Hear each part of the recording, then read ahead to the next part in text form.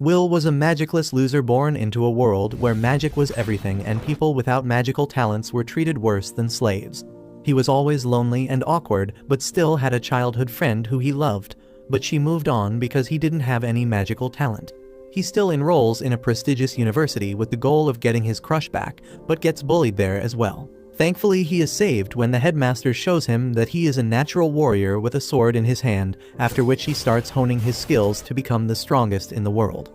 He heads off to a high-level dungeon where he engages with giant beasts who shoot magic spells at him, but he dodges them, and uses his incredible speed and prowess with his sword to utterly style on the monster, and slice it in half with a single slash. The next morning he goes to the classroom extremely tired, where the professor named Edward teaches them about the basics of alchemy and how to produce sulfur, which helps in the creation of explosives. Edward notices Will dozing off in the back, so he calls his name, but unaware about this, Will keeps snoring, until Edward shouts his name, which surprises Will as he stands up immediately. Edward calls him out to the front and asks him to demonstrate what they were just talking about, and without any other choice, Will is forced to go in front of the entire class to demonstrate the process. Edward tells him that it's super easy, and all he has to do is produce some flames and sulfur will be created. Will shakily takes out the wand from his ass and chants the spell to bring forth flames, but to his dismay, not even a small spark emerges from the wand. All the students start laughing at him as if he was a stand-up comedian, but the teacher tells them to shut up. Edward looks at Will with disgust as he claims that he has no idea how someone like Will can be so good at theory but utterly fail at any kind of practical magic, and wonders how Will even got selected for this academy. Suddenly, a red-haired boy named Sion takes out his wand and confidently points it towards the items on the desk before using his flame magic, completely burning them and creating sulfur, while Will cowers behind the flames. Edward tells them to not do anything without permission, as he immediately creates a huge crystal of sulfur with his magic spell. He tells them that magic is the most important thing in this world, as mages are heroes, and to survive at this academy, the students need to be good at magic, and fools who have no idea of how to control magic should simply leave the academy. After the class was over, Sion and his cronies walk over to Will and embarrass him by saying that he can only kill low-level dungeon monsters, but a classmate and childhood friend of Will's named Cole walks out and tells Sion to leave him alone, as he is much nicer than him and his group. Sion gets a bit flustered, but laughs it off, claiming that kindness and hard work won't get you very far without magic, before walking away with his goons. Cole and Will start walking while she tells him not to worry too much. But Will seems pretty used to this bullying as he looks towards the sky, claiming that it looks beautiful. It turns out that several years ago, the humans were trapped under a layer of darkness and never saw the sky, because they lived in fear of some evil spirits who cast a shadow on the entire world. Thankfully, 5 legendary mages stood up to the evil spirits, and after a huge battle, they managed to push them back and freed the humans from the darkness, showing them what the real sky looked like. These mages were known as Maja Vanders, and that title now passes down to the most powerful mages of this world. She remembers about the promise he made to one of his childhood friends named Elfie, who used to show him storybooks of Maja Vanders, and they made a pact with each other that they will become the Maja Vanders one day. She ended up keeping her end of the deal, as she had incredible talent, and she rose up the ranks quickly to become the youngest Maja Vander in the history and started living up the Divine Tower, while Will turned out to be far below average, barely sticking onto the dream and the promise.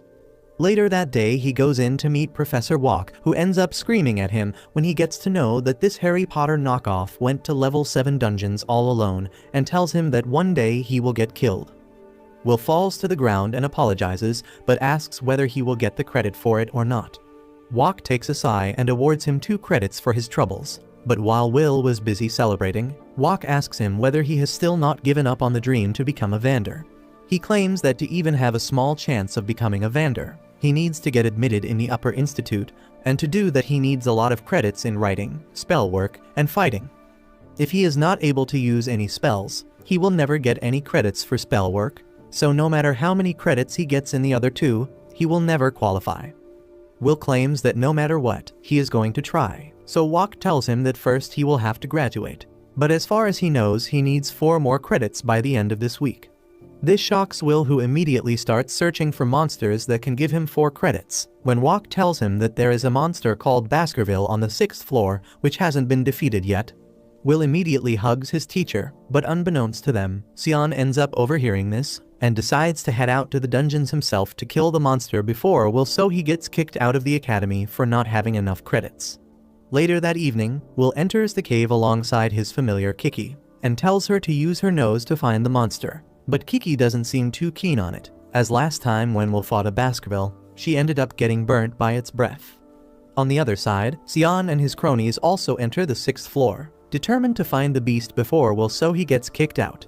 One of his underlings with pink feminist hair asks whether it's a good idea for just 3 mages to enter the 6th floor, but Sion looks at him angrily, claiming that he is one of the best mages in the class and can deal with it. He thinks angry racist thoughts while walking and tells his underlings to use their scan magic to find the location of the beast, when suddenly a huge monster appears and punches the spiky-haired boy so hard that he becomes a pancake on the wall. Sion is beyond shocked, unable to move, while the feminist starts screaming like a bitch in terror. Will overhears the scream and immediately gets up before running with the speed of lightning towards the noise as he gets worried about someone getting hurt. He turns around a corner when he spots Sion on the floor shooting fire blasts at the monster, who doesn't seem bothered by it at all. Will immediately recognizes the monster as the Sentinel, who is an extremely strong monster worth 10 credit scores, but wonders what it's doing on this level dungeon. He realizes that Sion's magic is nothing for the monster, as it completely ignores the flame blasts and keeps moving towards the terrified boy on the floor. He thinks about helping him when suddenly he remembers about all the times this asshat of a person ridiculed him for no reason. This makes him want to shut his eyes and pretend he never saw it. But he suddenly remembers Elfie, who told him that he is the kindest person she knew and gifted him a pair of glasses. This reminds him of who he truly is, and he puts on the glasses, while the monster raises his weapon to finish the cocky brat once and for all. He blocks the monster's attack just in time and forces it away to save Sion's life. While back at the academy, Edward enters Walk's room and tells him to immediately send his familiar into the dungeons, as Sion and his lackeys went inside to the 6th floor without permission. Walk realizes what has happened, but tells Edward not to worry as Will is also on the same floor. Back in the dungeon, Will clashes with the monster again and again, blocking his attack and outmaneuvering him before dealing a swift slash to his arm which slices a finger off. The monster angrily tries to attack, but Will dodges the attack as he moves through the air like an eagle. The monster finally catches Will, but Will manages to block the blow with his sword. He gets blasted back, after which the monster throws rocks at him, which he slashes through effortlessly. He jumps around the monster and manages to land on his back before stabbing him right through the neck. The monster starts flailing while Sion is beyond shocked to see Will's capabilities. Back at the academy, Edward is also shocked at seeing this, while Walk claims that Will is an outcast as he has no magic, but superhuman strength for a mage. He is as hardy as a dwarf, and his brain is so capable that he learns all the attack patterns of any race just by having one look at them. They watch as Will manages to slash off the monster's arm, and then calmly walks towards the giant sword on the ground.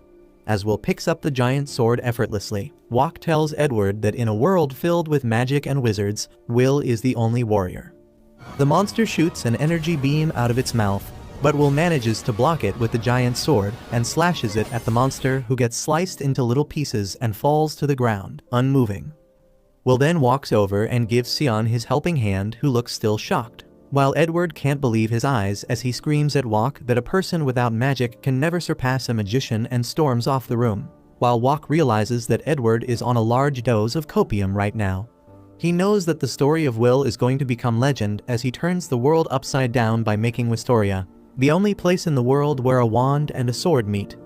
That night, Will remembers how when he joined this academy, he was laughed at by everyone for not having any trace of magic, and people always bullied him and called him a loser, claiming that he only got into the academy because he was friends with Elfie the Maja Vander.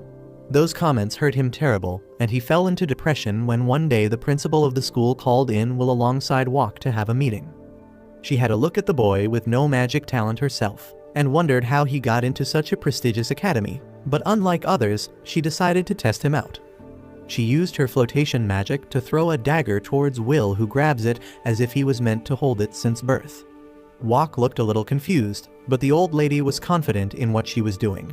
She immediately covers Will with magical crickles ready to blast fireballs at him, which scares Walk as he thought this might be the end of the boy. But Will didn't skip a beat and immediately slashed all the magic circles around him in a single elegant slash before dropping back on his feet. Wok falls over in shock, while the old lady laughed, claiming that this boy was meant to hold a sword and not a wand. She tells them that she is going to let Will continue studying at this academy, while Wok will be his guardian since Will doesn't have any parents. Wok asks her whether it would be safe for a boy with no magic to study at a university filled with mages, but the old lady confidently tells him that Will can manage. Tears start flowing down Will's face as he looks up at the lady and simply asks whether he can ever become strong enough without magic to become a Maja Vander and climb the tower to reunite with Elfie, which brings a smile to the old lady's face.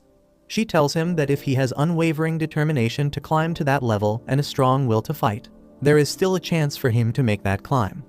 This fills Will with a new fire and determination to become the strongest in this world. The next morning, he wakes up a little groggy but heads down to his class where Wok explains the workings of the academy. He tells them that to become a Maja Vander, they all first have to qualify to study at the Upper Institute, which opens a path for them to become the strongest mages and rule from the top.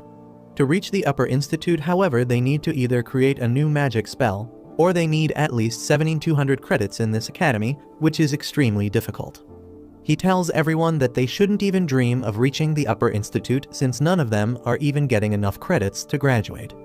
That day Wok drilled them with supplementary lessons, after which Will was completely spent. He meets up with Call, who asks whether Wok's class was very difficult. Will sighs and claims that he made them repeat several lessons and gave them a bunch of homework, but it was all because they didn't have enough credits. Call claims that she likes Wok as at least he tries to help the students, whereas Ed would have simply left them to fail. Will laughs and they reach a corner, when they suddenly hear a ruckus and peek around to find Sion and his underlings surrounded by a bunch of students as they tell everyone that Sion defeated the Sentinel monster worth 10 credits all alone. All the students seem shocked and praise Sion for his strength, but he seems pretty stressed about it all as he is the only one who knows the truth about the situation and how Will is the one who defeated the monster while Sion was lying on the floor like a helpless baby. Suddenly he spots Will walking past alongside Call, and this immediately fills him with rage as he shoves everyone out of the way before grabbing Will by the collar and saying that what happened that day can't be true as Will is completely talentless. Call immediately comes to his defense and tells Sion to let him go. The brat clenches his teeth and takes his hands off of Will before walking away in anger, followed by his cronies. Call asks whether anything happened between them, but Will lies that nothing happened. Meanwhile, Ed goes into the Grand Master's office and tells her that Will should be immediately kicked out of the school. The Grand Master looks completely relaxed as she asks why does he think that way, but Ed replies that Will is a warrior with no magic abilities and yet is trying to become better than people with magic.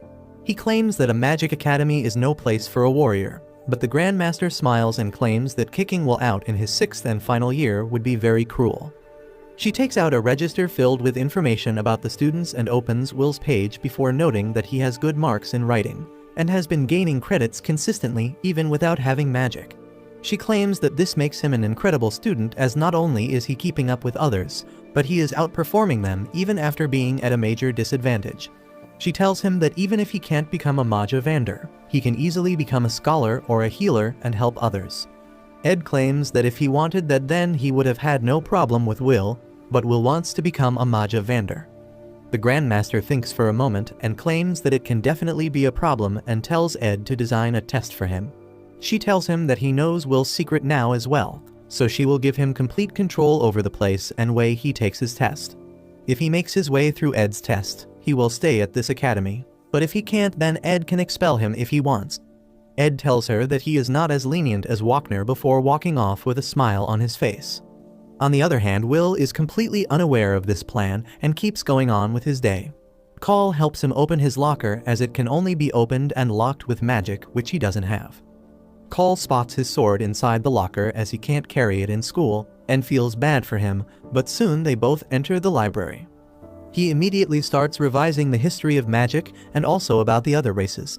Call tells him that he is already the best at writing and shouldn't stress too much, but Will knows that even if he loses a single credit, he will have no chance of qualifying for the Upper Institute.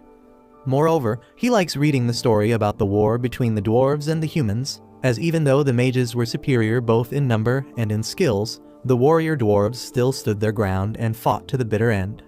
Before they can talk more, Ed appears behind them like Severus Snape and tells Will to immediately meet up with him in the exam hall alone.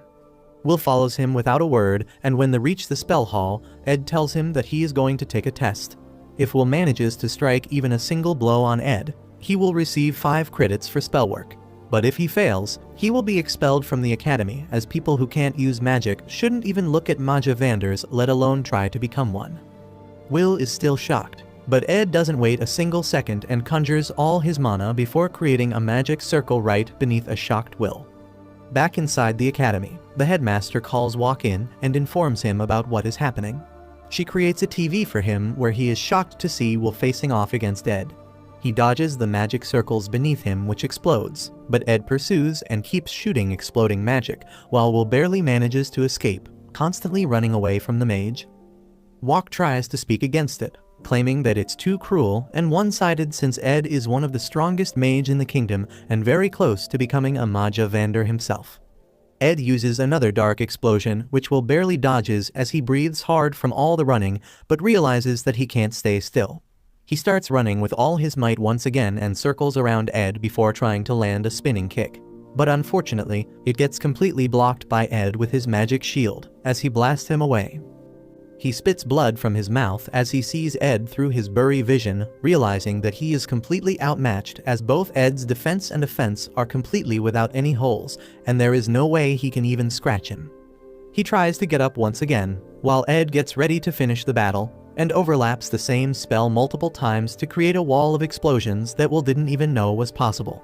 He starts running away, but the explosions blast him away once again as Ed keeps blasting him up in the air like a ping pong from one end to the other, damaging Will's body to the point where he falls to the ground almost unconscious. He tries to get up, cursing his weak magicless body as he wishes he had his sword right now to defend himself. Meanwhile, Cole walks back to her locker in order to leave for the day while she wonders what kind of lessons is Ed giving. She suddenly imagines Will getting tortured by Ed with whips when a gate opens, scaring her, but it turns out to be Kiki who seems hurt and is bleeding. She walks up to Will's locker and starts scratching at it, and Cole immediately realizes that there is something wrong. Back in the exam hall, Will is down on the floor while Ed walks up to him and puts his foot on Will's head, telling him to accept defeat, but Will pushes his foot away and tells him that he will never do that. He gets up once again and tells Ed that he will reach the pinnacle of magic with a sword in his hand because he wants to fulfill his promise to the person he loves. This enrages Ed even more as he gets ready to finish the battle, but just then Cole enters the hall and throws a sword towards Will. He immediately grabs it and then puts on his special glasses ready for a fight. Ed lashes out at him with his magic, but Will effortlessly slices through it, shocking the mage. This makes him burst with anger as he prepares to fire a barrage of explosions at Will, who gets scared by his teacher's look. Ed immediately starts blasting, but Will shows his insane speed and dodges the attack while remembering the Dwarf King who lost everyone in the battle and still kept going forward and landed a hit against the Maja Vander. He decides that he will do the same as he jumps up in the air, dodging all the attacks and explodes towards Ed, breaking his barrier with his sword as they both stop at each other's throat. Will breathes hard, with a wand in his face, while Ed is completely shocked as a small cut appears on his face. Angry at his own failure, Ed walks away telling Will that he gained 5 credits, while Will falls onto the ground as Cole picks him up, while he wonders how many more mages will he have to defeat to become the strongest. Will dreams about the day Elfie told him he was the kindest and bravest person she knew, before giving him the special glasses as her parting gift. It was the day she had to go to the tower forever, because she was a Maja Vander already. As she walked away slowly, Will cried out Elfie's name, telling her that he will definitely make it to the tower, even if the entire world tries tearing them apart. He promised her that he would come to her, and then they would see the sunset together, just like they promised each other in childhood. Tears flooded Elfie's eyes as she heard this, and she turns around, wiping her tears and telling Will that she'll be waiting for him. Soon after that, Elfie climbed up the stairs of the tower, and Will was left alone and heartbroken. Professor Werkner tried comforting him, but it had the opposite effect, and Will started crying. However, he promised his professor that this was the last time he was being a pathetic crybaby. Back to the present, Will is working early in the morning, delivering newspapers to the houses in the city. Just as he is done with the work on the street, An old and bulky man named Don greets him and tells him to do his best. Will then hastily climbs a flight of stairs and trips, sending all the newspapers in his bag flying. However, with his lightning-fast reflexes and nimble arms, he grabs all the newspapers in an instant. Unfortunately, one newspaper escaped his grasp, and as Will picks it up, he finds a news article about Elfie, who has just created another type of magic. She has earned the achievement of being the first mage in history to create 12 types of magics. Will is once again full of determination to work hard so that he can stand by her side, when he reads the article further and finds that the Upper Institute has issued an order to the Academy students, and the client of the order is none other than Elfie. Will freaks out on learning this and immediately runs to his dorm, where he asks his roommate Rosti to make a magic device for him. Rosti asks him why is he so excited, and Will tells him about the order Elfie has issued, so he is going to take part in it. He begins changing into his uniform as he tells Rosti that the order is to procure the cores of monsters called Frostwalkers that are found on the 4th floor of the dungeon. Apparently, Elfie needs them as catalysts, and every student who helps in procuring the cores will be rewarded. That is why Will wants Rosti to prepare a magic item that can help him clear the 4th floor. Seeing him so excited and straightforward, Rosti starts laughing. He was already working on the magic item that Will uses from time to time, and hands it to him. Will thanks him and begins heading away, but Rosti stops him and stuffs bread into his mouth as he asks him to take care of himself. Will soon reaches the 4th floor of the dungeon, but it is already too crowded with dozens of students hunting down the Frostwalkers for their cores. Just as Will is about to join in the action, a huge explosion rattles him. It was because of Sion's attack that obliterated a bunch of Frostwalkers in one go, and while his lackeys suck up to him, Sion is not satisfied. He thinks about the fight between Will and the giant monster that fuels his rage and motivates him to become stronger. Unaware of this, Will really believes that Sion is cool. He thinks that there isn't anything left for him to hunt here, so he heads deeper inside the 4th floor, but comes face to face with giant penguin monsters. The monsters are hostile, so Will immediately draws his sword, wears his special glasses, and then lunges at them. With a few clean strikes, he manages to slash the penguin monsters with ease, saving the nerdy girl who was about to be killed by the monsters.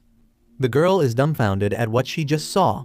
Will defeated the monsters using a sword and not magic, and that is beyond comprehension for her.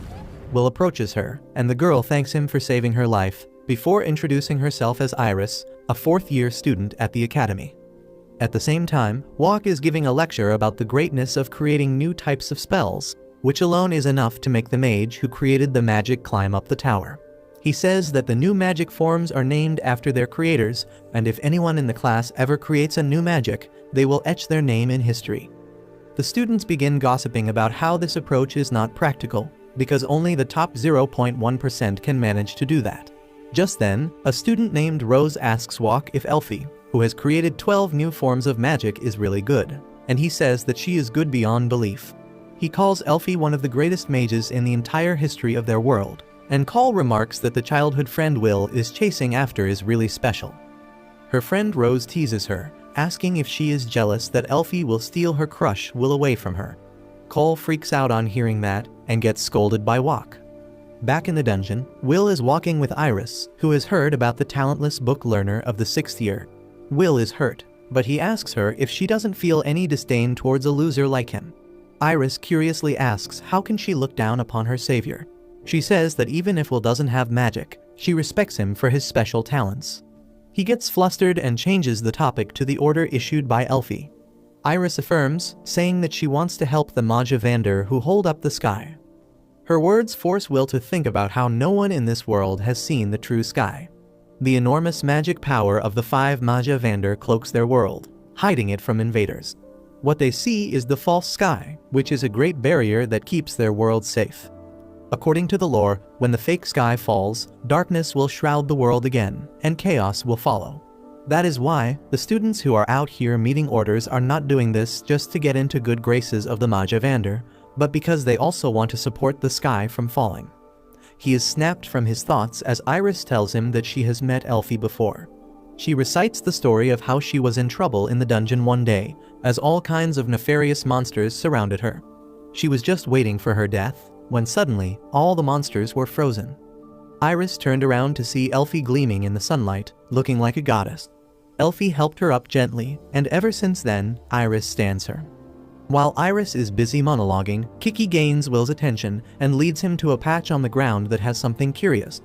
Iris asks him what is he doing, and Will shows her an ice fragment that the Frostwalkers leave behind as they move. The fragment here is really big, and now Will is certain that a rather powerful Frostwalker is ahead. He begins walking towards the cave in front of them, and Iris asks him how can he be so sure because she couldn't find any trace of the Frostwalkers using her search magic.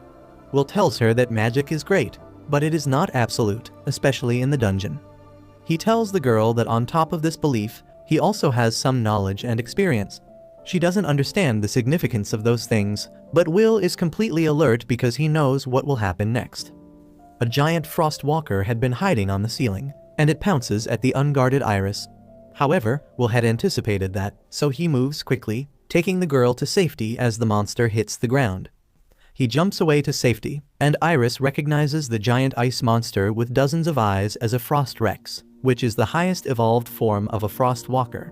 The monster roars loudly, and Iris recalls that the Frost Rex is a monster worth 6 credits, which makes it really dangerous. In the meantime, the monster charges an ice beam and fires it ahead, but Will jumps out of the line of fire that is soon covered with sharp ice spikes. Will leaves Iris in a safe spot as he heads to fight the monster, but she stops him, telling him that physical attacks won't work on a Frost Rex, whose power is so strong that it can even freeze the sturdy dwarves just by one touch. However, as Will puts on the magic tool made by Rosti, he tells Iris not to worry, because he has defeated the monster numerous times already. He charges towards the Frost Rex, avoiding its ice beam by jumping up. Will lands on the ground behind the Frost Rex and speeds towards it, sliding underneath it. The monster, unable to find Will, begins shooting the ice beam indiscriminately, forcing Iris and Kiki to run away.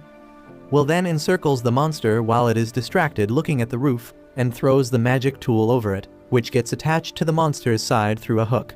After that, Will slides under the monster, tightening a strong rope around it that cracks its skin. He keeps coiling the rope around the monster repeatedly, completely restraining it with the rope. The furious monster keeps on attacking recklessly, and once Will has succeeded in laying out the framework for his final attack, he stands in front of the monster. It uses a cold breath that begins freezing Will's skin, but he knows that his work is almost done. The Frost Rex is weak to fire and explosions, and that is exactly what he is going to use. He creates friction on the magic tool in his hand, sending a swift flame that travels down the rope and ultimately reaches the magic tool, which is a very powerful bomb. The magic tool explodes, shattering the giant monster into bits. As the smoke and steam settles, Will recoils the magic tool Rosti has made for him, and then goes to collect the ice core of the fallen monster. Iris had been watching all this, and on seeing Will defeat the giant monster without magic, her expressions suddenly change. Turns out she was not the naive girl she was pretending to be, but an agent of someone higher up the food chain. She has discovered that the talentless Will is stronger than what she had heard, and wonders how to report this to her superiors. However, as Will tells her that they should head back now, she resumes her act and goes with him. Later, Iris reaches the White Tower and goes to the room on the top, where 4 of the 5 Majavanders are seated on their thrones. They are looking for skilled people who can help their world prepare for the day the sky falls, and Iris works for them.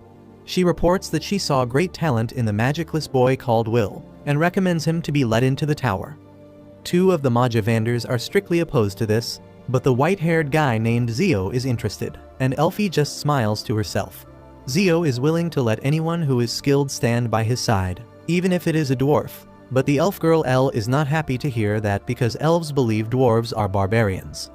The redhead Carriot stops them from fighting, and says that they don't have to make any decision now, because they can wait to see Will's performance in the grand festival that is going to take place soon. Everyone agrees and leaves one by one, and only Elfie is left in the room. Iris was sent after Will by Elfie herself, and she takes out the giant ice core he sent her as she repeats her promise to wait forever for Will. If you liked this video, make sure to check out this brand new anime about an F-ranked loser, who turns out to be the strongest adventurer by killing monsters.